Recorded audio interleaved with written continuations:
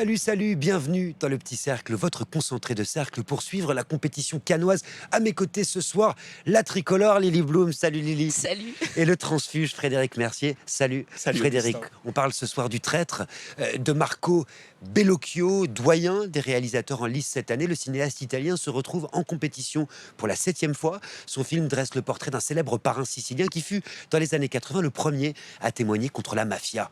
Chrono. Ce qui est intéressant avec Bellocchio, c'est que c'est quand même un grand cinéaste de la subversion, Frédéric, qui aime les sujets qui dérangent. Est-ce que c'est toujours le cas aujourd'hui? Alors c'est toujours le cas aujourd'hui, c'est le cas depuis 1965, depuis Le Point dans les poches sur le gauchisme. C'était le point évidemment avec La Belle endormie sur la question de l'euthanasie. Et là évidemment en faisant cette fresque sur les 20 ans d'Italie, sur ce qui s'est produit pendant 20 ans en Italie, le procès de la mafia, évidemment il interroge la question aussi de l'individu et l'individu par rapport au groupe et la façon dont il doit se positionner. Non, mais ce qui est intéressant, c'est qu'en fait, il s'attaque à la mafia. On avait envie de ça quand on connaît son cinéma, et il s'y attaque en faisant un grand divertissement. C'est follement baroque. C'est pas du tout ce qu'on s'attendrait à voir. C'est crépusculaire.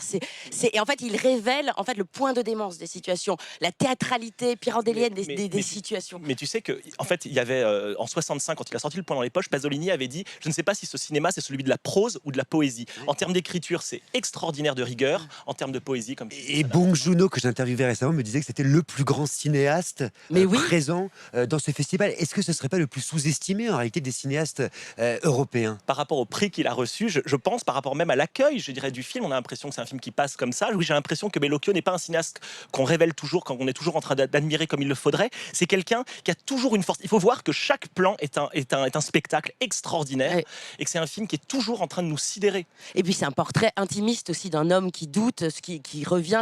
C'est un film miroir au Parrain 3. Enfin, je veux dire, avec une performance extraordinaire qui est délirante de Pier Francesco Favino. Qu'est-ce qu'on peut dire de ce talent d'acteur aussi ici? Ce qui est extraordinaire, c'est que c'est la question de l'opacité. Est-ce que ce type agit pour se sauver lui-même, sauver son âme, ou est-ce que c'est quelqu'un qui est constamment en train finalement d'être extrêmement pragmatique et en fait d'essayer de venger ses enfants, de trouver sa place dans le monde, et la question de son visage est tout le temps interrogée dans le film. Mais il donne pas de réponse là-dessus, et pour moi ça fait penser à sa photographie. Il y a une photographie très particulière, ce sont des hommes qui restent dans l'ombre au soleil, et on reste dans ces zones d'ombre, de méandres, d'imperceptibles mouvements d'âme de cet homme-là, et tout en offrant un spectacle dingue.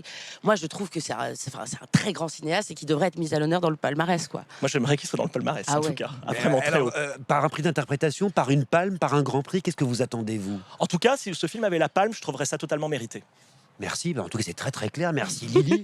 Merci mon cher Frédéric. Le Traître de Marco Bellocchio avec Pier Francesco Favino sera peut-être au palmarès et dans vos salles, en tout cas le 6 novembre. On en reparlera bien sûr pour la sortie. Pourquoi?